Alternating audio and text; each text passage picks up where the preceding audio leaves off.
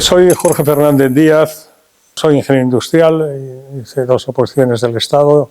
He dedicado 40 años de mi vida a la vida pública. Desde diciembre de 2011 a noviembre de 2016, 5 años en el Ministerio del Interior. Y desde el año 2019, pues en propagar en la medida de lo posible, ¿no?, la devoción a la Virgen María, ¿no? El 13 de julio de 1917, la Virgen María, a los 3 pastoriños en la cova de Iría, les dijo que aquella guerra, la que estaba produciendo en aquellos momentos, hablamos del año 17, y que hoy es la Primera Guerra Mundial, 14, 15, 16, 17, iba por su 4º año.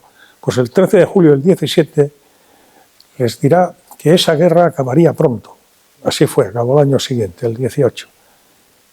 Pero es importante lo que añadió a continuación, que responde a su pregunta, porque dijo: las guerras son consecuencia de los pecados de los hombres. Y si no hay conversión, vendrá otra guerra mayor. ¿No? Si no hay conversión, si las guerras son consecuencia de los pecados de los hombres, vendrá otra guerra mayor. Está anunciando el 13 de julio del 17 a que, como no habrá conversión, será la Segunda Guerra Mundial, comenzada, como sabemos, en 1939. Y además la Virgen, desde el eterno presente de Dios, pues ella está claro que se le había comunicado que no habría conversión, serán los felices 20. El periodo que va, pues desde que acaba la Primera Guerra Mundial, el 18, con los tratados de Versalles el 19, y hasta el 39, son 20 años, y que son considerados los felices 20, ¿no? De conversión pues no hubo nada, por desgracia, ¿no? Bueno, pues la Virgen da una gracia especial para evitarla, si no hay conversión, evitarla, que es la consagración de Rusia por medio del Papa a su Inmaculado Corazón de María, por el Papa en comunión con todos los obispos del mundo. Bien, tuvimos Segunda Guerra Mundial, como sabemos. Hemos de entender que sabemos, estoy hablando desde la fe, ¿no?, que la Virgen María es la Madre de Dios, es la Madre de la Iglesia y es nuestra Madre. Y una madre, pues, que no está dispuesta a hacer por sus hijos si sabe, conoce, interpreta, entiende que algún hijo suyo va por el camino de la perdición, que se va a perder, que puede tener un grave problema, en fin, una madre hace pues la madre mejor de la historia y del mundo, ¿no?, pues es la Virgen María. Y nosotros somos sus hijos. Por tanto, cuando Dios tiene un conocimiento, ¿no?, de que vamos por el camino de la perdición, pues envía a su madre. Me gusta decir, como embajadora plenipotenciaria suya, de Dios, ¿no?, a la humanidad, para, como hace una madre con sus hijos: hijo mío, no sigas por aquí, no hagas esto, no, ¿verdad? Pues la Virgen. Y es cuando vamos por el camino de la perdición, se puede interpretar. ¿Y qué es el camino de la perdición? Bueno, hemos de tener presente que Dios es amor. ¿Por qué hemos sido creados? ¿Por qué existimos? Existimos porque Dios nos ha creado, y nos ha creado por amor. Y nos ha creado para el amor, para que podamos vivir la eternidad junto a Él. El amor, si no es libre, pues no es amor, es otra cosa, es un oxímoron, una contradicción existencial, ¿no? El amor ha de ser libre, y por eso precisamente nos ha creado libres, precisamente por eso, ¿no? Entonces, cuando va la humanidad por el camino de la perdición, entendiendo por tal el que pues no va camino de la salvación, pues envía a la Virgen. Y en la historia se han producido momentos, la historiografía en general considera como parteaguas de la historia, es decir, que hay un antes y un después de ese acontecimiento histórico, y la Virgen ha multiplicado sus visitas a la humanidad, lo que se podemos denominar como mariofanías, ¿no?, revelaciones marianas, venidas de la Virgen, Lourdes, Fátima, Guadalupe, el Pilar, en fin, ¿no?, de manera muy especial, a raíz de uno de esos... hay 3 parteaguas, con esa denominación, de la historia que la historiografía considera unánimemente. Quiere decir que luego hay otros historiadores que, además de esos 3 parteaguas que voy a citar, que son la caída del Imperio Romano de Occidente, siglo V, la Revolución Francesa a finales del XVIII y la Revolución Bolchevique 1917, ¿no? Digo que además de esos tres se añaden otros, ¿no? Pero toda la historiografía coincide en todo caso en que esos acontecimientos históricos son parteaguas. Bueno, la Revolución Francesa, final del siglo XVIII, significa efectivamente un antes y un después en la historia. De manera especial hay que decir que hasta la Revolución Francesa, con la transición del racionalismo del siglo XVII, con Descartes y demás, pues una sociedad teocéntrica, del griego teos, Dios, teocéntrica, una sociedad que durante los 1000 años de la denominada Edad Media, que es la cristiandad europea, durante los 1000 años, siglo V, final del siglo XV, o comienzos del XVI, para el caso lo mismo, comienzo de la evangelización de América en 1492, revolución y cisma luterano 1517, para el caso pues, son 25 años, que 1000 años no son nada. En esos 1000 años de cristiandad la sociedad es teocéntrica, es decir, que Dios, Teos, es el centro, la medida y la referencia de la sociedad. Y se pasa de esa sociedad, con ocasión de la Revolución Francesa y los principios y valores de la Revolución Francesa, pues a una sociedad antropocéntrica, de antropos hombre, donde el hombre desplaza a Dios y los derechos humanos desplazan a los derechos de Dios. Y parece razonable entender que en una sociedad donde Dios está desplazado, donde la legislación no es una legislación que sea, en general, que es conforme con la voluntad de Dios, expresada en los mandamientos, en el magisterio de la Iglesia, etc., a una sociedad donde Dios no solo no existe, sino que incluso se va contra él, pues es más difícil la salvación. Y entonces la Virgen, Madre nuestra, Madre de la humanidad, multiplica sus venidas. Se estima que de los 2000 años de historia de la Iglesia, en los 2 últimos siglos, o sea, a partir de la Revolución Francesa, se ha producido casi el 80% de las mariofanías. Y esas mariofanías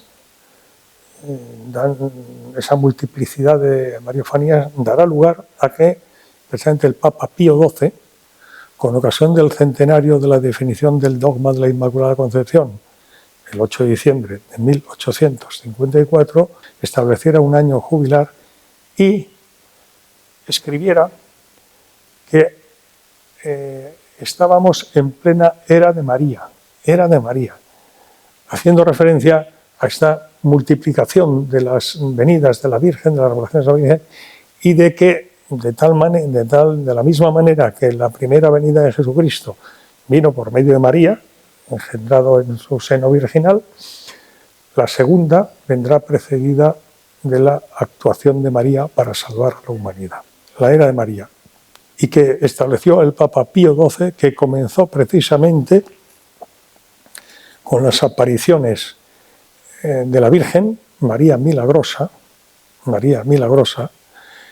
en la Rue du Bac de París, a la hoy Santa Catalina Labouré, el 18 de julio de 1830 y el 27 de noviembre de 1830, que es cuando la Virgen le da a conocer, le muestra a Santa Catalina Labouré la medalla milagrosa, que era la medalla de la Inmaculada.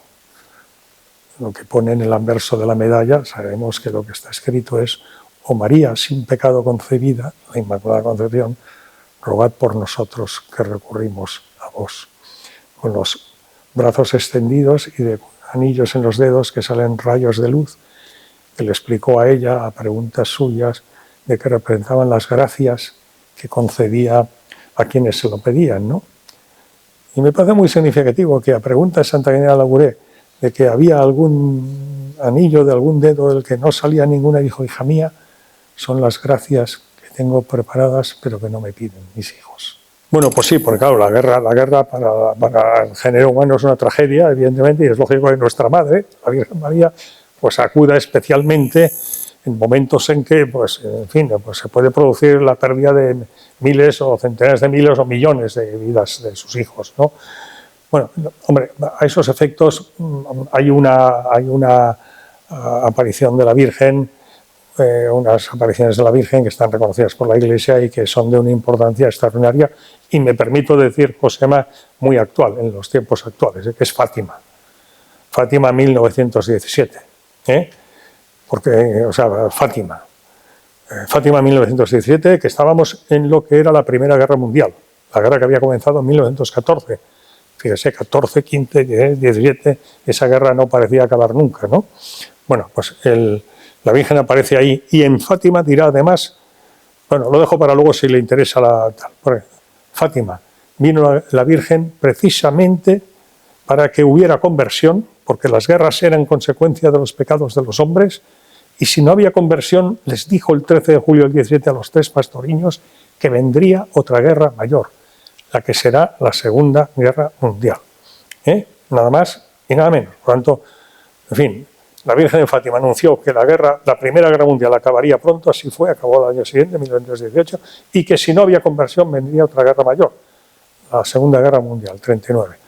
Después, efectivamente, podemos citar destacada, pues hablando de España, pues creo que se puede citar efectivamente Ezquioga 1931, un año que en la historia de España es muy significativo, porque en abril del 31 se proclamó la Segunda República, y bueno, pues tuvo una presencia, pues, en fin, en esos tiempos ya empezó la persecución religiosa, incluso hubo un debate en las Cortes Republicanas del momento de que había que acabar con Ezquioga, a la vista de la multitud creciente de personas que acudía allí.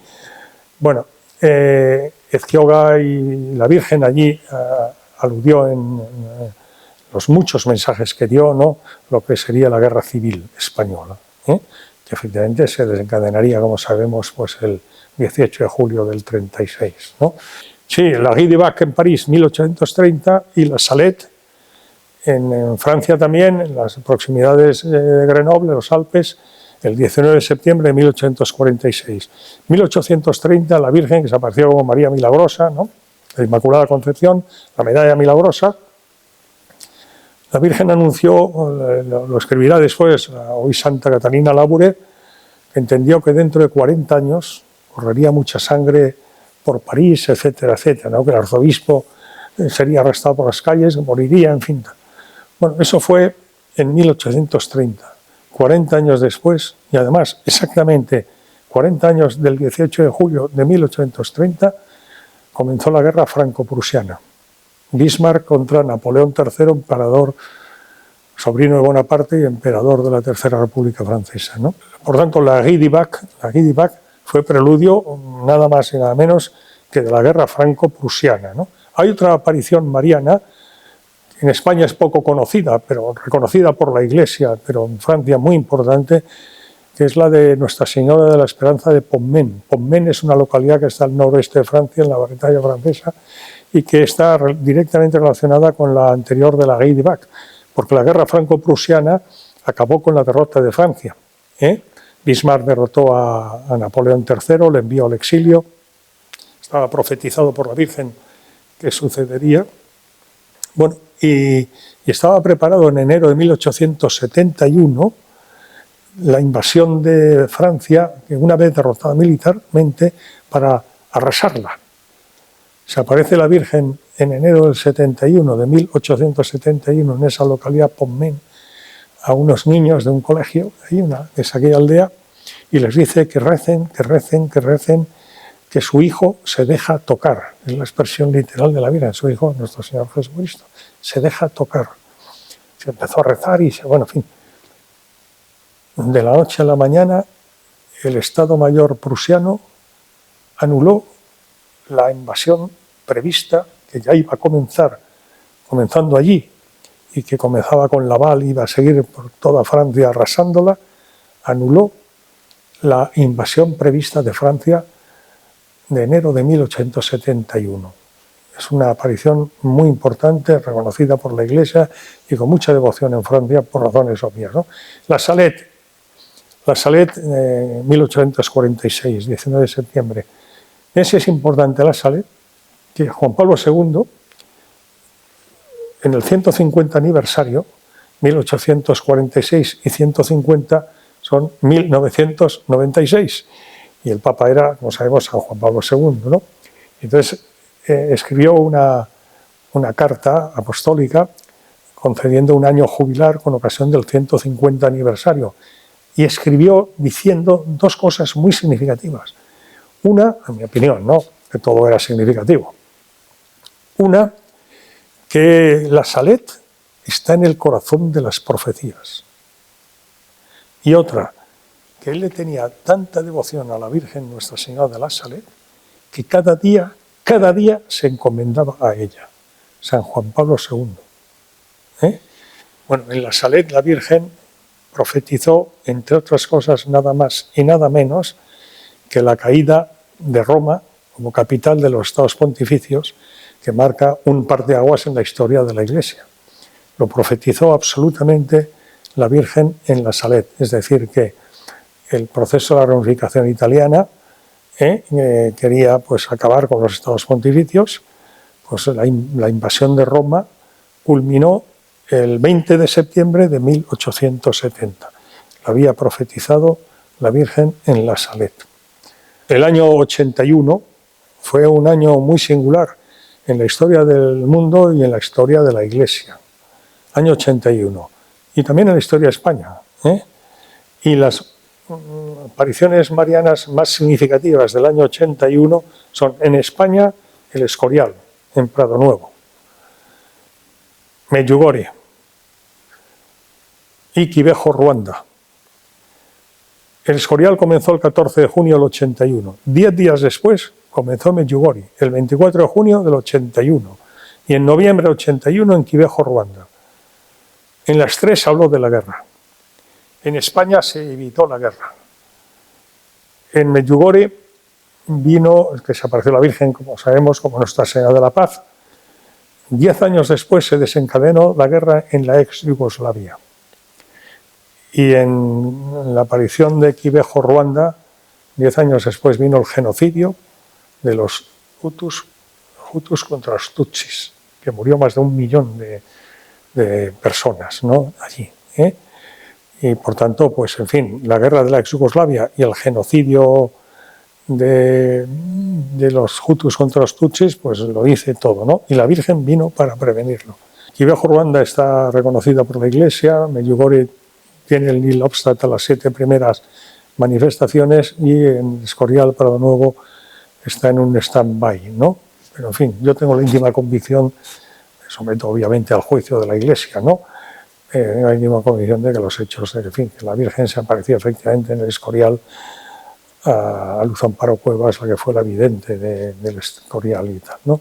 La revelación pública, como sabes, termina con la Sagrada Escritura, ¿no? Es decir, la Sagrada Escritura del Antiguo Testamento comienza por el Génesis y termina con el Nuevo Testamento, con el Apocalipsis. Y revelaciones privadas son las consideradas las que han sido, aunque sean reconocidas por la Iglesia, como Fátima, como las que hemos comentado, ¿no? Reconocidas por la Iglesia, pero que no añaden nada a la revolución pública, sino que lo que, en opinión de la Iglesia, permiten vivir con mayor atención y con mayor precisión pues, el Evangelio en un momento determinado de la historia, ¿no? Bueno, relaciones privadas ha habido, además de las que hemos comentado, y repito que yo creo que, sin ninguna duda, Fátima está encabezando ese cuadro de honor. Y hay también relaciones privadas con almas místicas muy significativas, y especialmente últimamente, ¿no? Pues podemos citar desde María Valtorta, mística italiana del siglo XX, ¿no? Y que, bueno, sobre los últimos tiempos y las guerras tuvo muchas revelaciones, ¿no? Y otras, Santa Faustina Kowalska, en fin, polaca, y sobre lo que será la Segunda Guerra Mundial, pues también tiene en el libro escrito de las revelaciones del Jesús de la Misericordia, ¿no? Pues muchas manifestaciones, ¿no? Luisa Picarreta, la mística Ciudad de Dios de la Venerable Madre María Jesús de Ágreda, contienen también anuncios de episodios bélicos. Las guerras son consecuencia de los pecados de los hombres. Por lo tanto, primer remedio que establece, conversión, para que no haya por lo menos tantos pecados, y si hay pecados que haya arrepentimiento, confesión, ¿no? Porque Dios nos quiere perdonar, evidentemente, no nos quiere castigar, por castigar, ¿no? El castigo es para, en fin, invitarte también a la conversión, a un cambio de vida, ¿no? Bueno, pues primer remedio, conversión.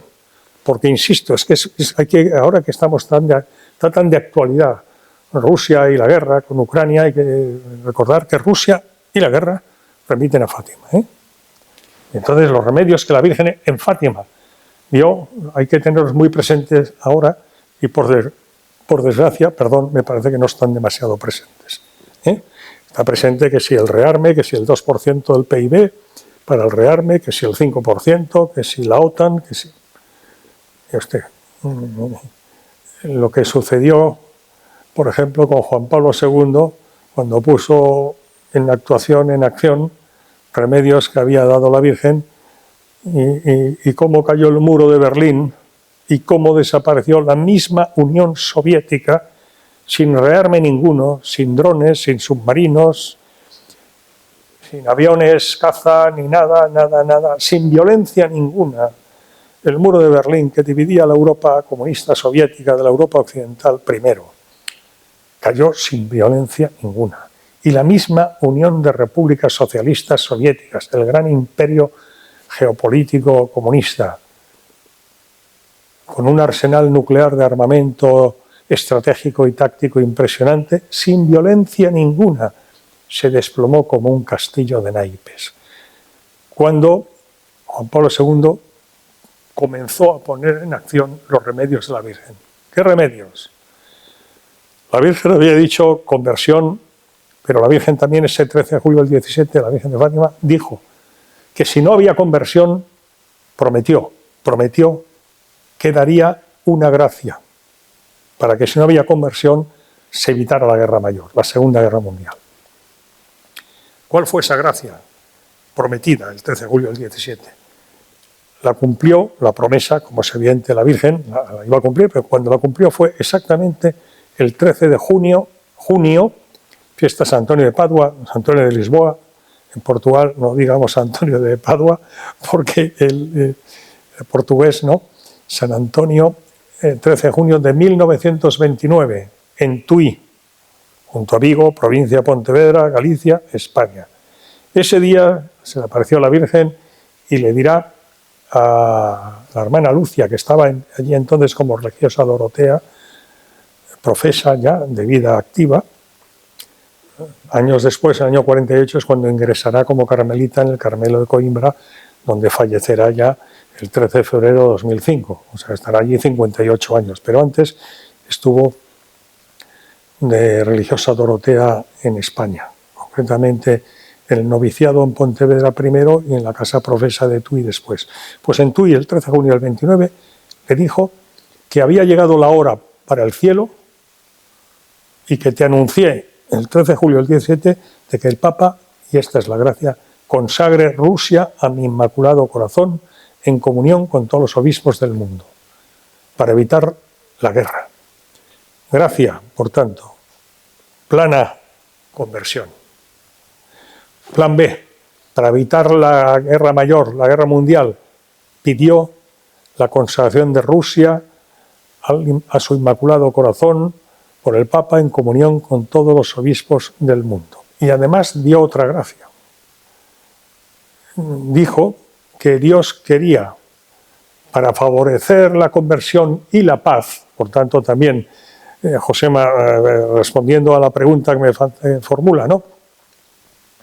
Que Dios quería expandir por el mundo, en la Iglesia y desde la Iglesia al mundo, ¿no? Pues la devoción al Inmaculado Corazón de su Madre, para evitar que tantas almas como en un mundo crecientemente descristianizado, como el surgido primero de la Revolución Francesa y después de la Revolución Comunista de manera especial, pues, y que tantas almas se perdieran, decía, pues una gracia muy singular. Es que hemos de tener presente cómo se manifiesta el Señor de la historia, como le gustaba denominarlo a San Juan Pablo II. Jesucristo es el alfa y la omega, el principio y el fin de todo lo creado, y le gustaba denominarlo Jesucristo, Señor de la historia, ¿no? Pues Jesucristo, Señor de la historia, ante la inminencia de parteaguas de la historia, que Dios, Jesucristo, desde su eterno presente, conoce, para evitarlos, pues viene a la humanidad. Para prevenir la Revolución Francesa, vino un siglo antes, y y se manifestó en la Guidiva, que había sido la Virgen será la Virgen con Santa Catalina Labouré. En Paray-le-Monial, en la Bretaña francesa, había venido antes, a finales del siglo XVII, el Sagrado Corazón de Jesús a la hoy santa Margarita María de Alacoque, y se le reveló el Sagrado Corazón de Jesús, precisamente para que no se condenaran tantas almas ante ese parteaguas de la historia que iba a significar, y que significó un siglo después, exactamente 100 años día por día. La Revolución Francesa estableció como ayuda especial la devoción de los 9 primeros viernes de mes. Pasamos al siglo XX y Fátima, 1917. El octubre rojo significará la revolución comunista. Rusia pasará a ser la Unión Soviética. La Virgen había dicho en Fátima que para evitar una guerra mayor y que tantas almas se pierdan y vayan al infierno porque no hay quien rece por ellos, vendría a dar otra gracia, ¿no? Pues esa otra gracia fue la de los 5 primeros sábados de mes. Es decir, para la sociedad que ya se iba a encontrar viviendo en medio de la Revolución Francesa con unos principios, unos valores en donde Dios ya había sido desplazado, pues establece la devoción de los 9 primeros viernes de mes. Y a continuación viene la Madre, la Virgen María, la Madre del Señor, del Sagrado Corazón, y baja la nota de corte. Baja la nota de corte. Y de 9 primeros viernes baja a 5 primeros sábados de mes. Consistente, como sabemos, en confesar, comulgar y que el alma que siga esa devoción pues le garantiza, le promete, le asegura, ¿no?, que en el momento de su muerte recibirá las gracias necesarias para, correspondiendo a ellas, pues obtener la salvación de su alma. Me parece significativo decir, Josema, que así como la primera promesa, la de la consagración de Rusia al Inmaculado Corazón de María, la dio el 13 de junio del 29, la de los 5 primeros sábados de mes, ¿sabe qué día la dio? El 10 de diciembre de 1925. Y estamos en 2025. Y estamos en puertas de esa fecha del centenario. Fíjese qué ocasión, y si me lo permite, creo que aquí, la antorcha, con un medio como este, ¿no?, tanto prestigio, y en el mundo católico de manera muy especial, el bien que hace y el que se puede hacer, promover la devoción de los 5 primeros sábados de mes, que se cumple ahora, y aquí en España fue para todo el mundo, pero se dio a conocer aquí, por parte de la Virgen, los 100 años de la misma. Los 100 años del 10 de diciembre de 1925, donde la Virgen en Pontevedra y a Lucia, que estaba en noviciado de las religiosas doroteas existente allí, pues dio para la humanidad. Porque, como remedio, digo que tanto la devoción de los 9 primeros viernes de mes como los 5 primeros sábados de mes son para la salvación del alma, pero también para la conversión y, por tanto, para evitar las guerras. Esos son los remedios. Para guerras específicas ha dado gracias específicas, pero para todas las guerras y con carácter general ha dado remedios generales, que son la conversión. y de manera muy especial, repito, de manera muy especial, la devoción al Sagrado Corazón de Jesús y al Inmaculado Corazón de María, porque dijo que el Señor quería que los fieles veneraran su Sagrado Corazón junto al Inmaculado Corazón de su Madre, los dos corazones. En todas las apariciones a las que hemos hecho referencia, la Virgen hace referencia al rezo del Rosario. Devoción que viene, como sabemos, de un hecho histórico, que fue la batalla de Lepanto, del 7 de octubre de 1571, una fecha importantísima en la historia, porque hoy, si no hoy, pues en fin, Europa hubiera sido otra, el mundo hubiera sido otro, porque aquello frenó la expansión por el mar Mediterráneo primero y por Europa después del Imperio Otomano. Y bueno, y como sabemos, pues fue una cruzada convocada por el Papa San Pío V, ¿no? Y comandada por don Juan de Austria, hermanastro de Felipe II, y que con una participación muy especial de la Armada Española, y que derrotó al Imperio Otomano ese día en Lepanto, ¿no? Y que a raíz de ese día, pues el Papa San Pío V estableció el 7 de octubre como el día de Nuestra Señora de las Victorias, que luego fue ya denominada definitivamente, porque antes de entrar en combate, todas las dotaciones de los barcos rezaban el rosario.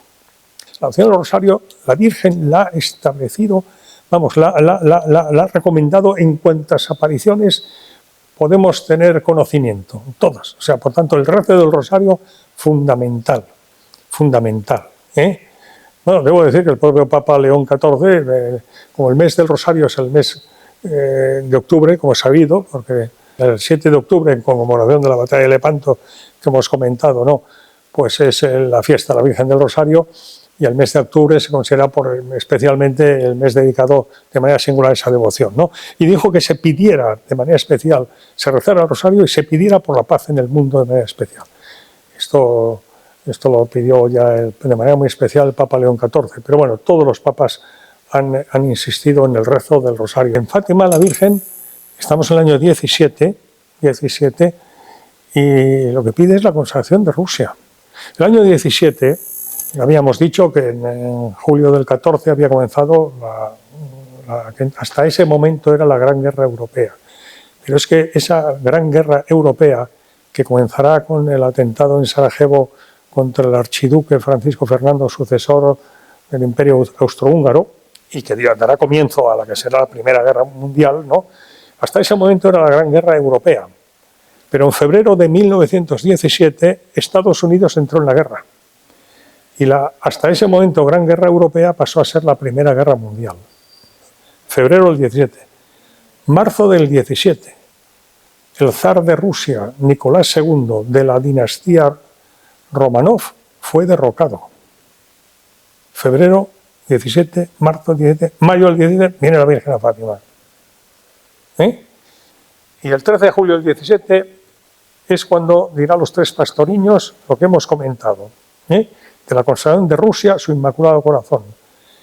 Y añadió sobre lo que he comentado antes otra cosa, para evitar la guerra mayor, para evitar que tantas almas se pierdan, que vayan al infierno porque no hay nadie que rece por ellas, hará la promesa que será de los 5 primeros sábados de mes, y dirá, y añadirá, y para evitar la expansión de los errores de Rusia por el mundo. La expansión de los errores de Rusia por el mundo, expresión literal de la Virgen, del mensaje de Fátima, 13 de julio del 17 en la Cova de Iría.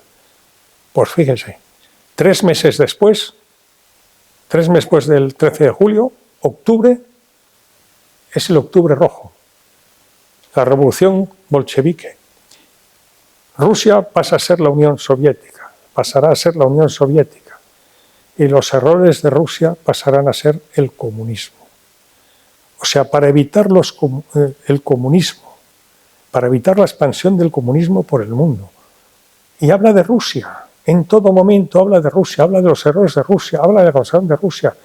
Si a mí me pregunta, ¿por qué esa especial fijación de la Virgen por Rusia? Pues sinceramente no lo sé. tengo alguna opinión. La ortodoxa Rusia, el cristianismo ortodoxo ruso, el patriarcado de Moscú, bueno, en fin, son hipótesis basadas en la historia de la Iglesia, en fin, pero bueno. Pero lo que sí es evidente es que la Virgen tiene una especial fijación con Rusia. Luego eso quiere decir que en los designios de la providencia de Dios, Rusia y la conversión de Rusia juega un papel muy singular, muy singular. En ese contexto, pues es evidente que el hecho de que Rusia esté ahora en guerra, pues hombre, adquiere si cabe pues una importancia muy singular también, ¿no? Aprovecho para decir que bueno, cuando el Papa Juan Pablo II, al coincidir el atentado que sufrió a manos del terrorista Ali Akka con la fiesta de la Virgen de Fátima, 13 de mayo del año 81, cuando un año después fue a la Cova de Iría de Fátima, el 13 de mayo del 82, a darle gracias a la Virgen por lo que le había salvado la vida, que dirá aquello de que una mano disparó el arma y otra mano materna guió la bala, añadirá una frase que es muy importante. La repitió muchas veces San Juan Pablo II hasta su partida al cielo, el 2 de abril de 2005, en una fecha fatimita. 2 de abril era el primer sábado del mes de abril de 2005, el primer sábado de devoción fatimita, ¿no? De Fátima. Bueno, pues dirá, tenía que producirse el atentado contra el Papa, coincidiendo con la fiesta de la Virgen de Fátima, para que la Iglesia y el mundo y el Papa miráramos al mensaje de Fátima, porque en los designios de la providencia no hay meras coincidencias, no hay casualidades. Pues mire, no hay casualidades.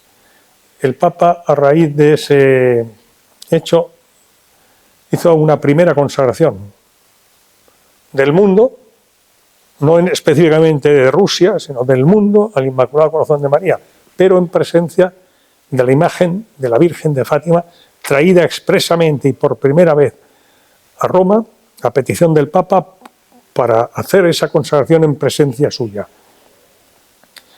Y la hará el 25 de marzo, día de la Encarnación, de 1984. Y bueno, debo decir que los acontecimientos que se empezaron a producir pues no fueron nada casuales precisamente. Entre otras cosas, diré que el año 86 fue la central nuclear de Chernóbil, efectivamente, que entonces era la República Socialista Soviética de Ucrania, de Chernóbil. Aquel accidente en la central nuclear de Chernóbil pues fue un muy duro golpe, para la Unión Soviética desde el punto de vista de la energía nuclear. En este caso, para el empleo con usos civiles, ¿no? Pero es que a continuación, bueno, eso fue en el año 86, ¿no? Año 86. Pero es que el año anterior, año 85, sucedieron unas cosas también muy singulares. Al año siguiente de la consagración que había hecho Juan Pablo II, digo remedios contra la guerra. Estaba entonces el presidente de Estados Unidos, Ronald Reagan, y estaba Chernenko, entonces de presidente de la Unión Soviética, ¿no? Bueno, pues y estaba la tensión muy elevada, la tensión militar y política en el mundo estaba muy delicada y había miedo real, auténtico, de que aquello pudiera desencadenar un conflicto militar de incalculables consecuencias, dado el hecho de que tanto Estados Unidos como la Unión Soviética tenían un arsenal militar nuclear, en fin. Bueno, pues el año 85 se produjeron hechos muy singulares. Entre otras cosas, pues hubo un accidente en el almacén de armas nucleares de la flota soviética del Báltico que inhabilitó, que inhabilitó la potencia militar de la flota soviética del Báltico. Tal cual. A continuación, murió el, hasta ese momento, presidente de la Unión Soviética. que había sido el que había sucedido a Nikita Khrushchev, que había sucedido a Brezhnev. A Brezhnev, que había sucedido a Nikita Khrushchev, que había sido quien había sucedido a Stalin. O sea que 13 de mayo, fíjese la fecha, ese accidente. A continuación muere Chernenko y ¿sabe quién le va a suceder? Un tal Gorbachov, con la perestroika y nada más y más. Y a continuación el accidente de Chernóbil, con el accidente que tuvo para la energía nuclear civil, la central nuclear generadora de energía eléctrica de Chernóbil, por un lado, y el accidente que afectó al almacenamiento de los misiles nucleares de la flota militar del Báltico de la Unión Soviética, y el cambio en la presidencia de la Unión Soviética, se generó un clima absolutamente nuevo que rebajó la tensión militar entre la Unión Soviética y Estados Unidos de manera notabilísima en apenas 2 años, del 84 al 86. El 84 había hecho la consagración, pero no terminó ahí. No terminó ahí, en fin, el decaimiento, ¿no?, de la tensión. Porque, mire, 2 años después, en Washington, Ronald Reagan y Gorbachev firman el primer tratado de no proliferación de armas nucleares. Gorbachev, que fue a Washington, y Ronald Reagan, presidente de Estados Unidos del momento, ¿no? Casualidad, ¿sabe qué día fue? El 8 de diciembre, el día de la Inmaculada Concepción. Año 89, el muro de Berlín, que separaba la Europa comunista soviética de la Europa occidental, erigido 13 de agosto del año 61, fechas muy singulares de Fátima. 13 de agosto, día de tristeza de la Virgen, dicho por ella, porque había sido el único 13 de mes entre mayo y octubre del 17 que no se pudo aparecer a los niños porque estaban detenidos. Y el año 61, año siguiente al año 60, que el tercer secreto de Fátima había dicho que se diera a conocer. Y ese día, día de tristeza de la Virgen, y en ese año se erige el muro de Berlín. Bueno, pues el muro de Berlín cae sin violencia ninguna, sin drones, ni misiles, ni submarinos, sin violencia ninguna, cae el 9 de noviembre de 1989. Fecha muy singular para España y para toda Europa, porque el 9 de noviembre del 82 Juan Pablo II había culminado su primera visita de las 5 que hará, la primera visita apostólica a España. Comenzó el 31 de octubre del 82, acabó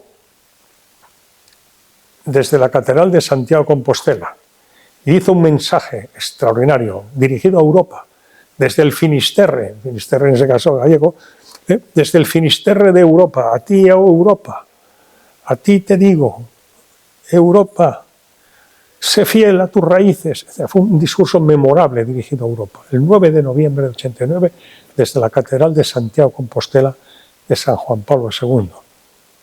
Y el 9 de noviembre del 89 se desplomó el muro soviético, el muro de Berlín, sin violencia ninguna.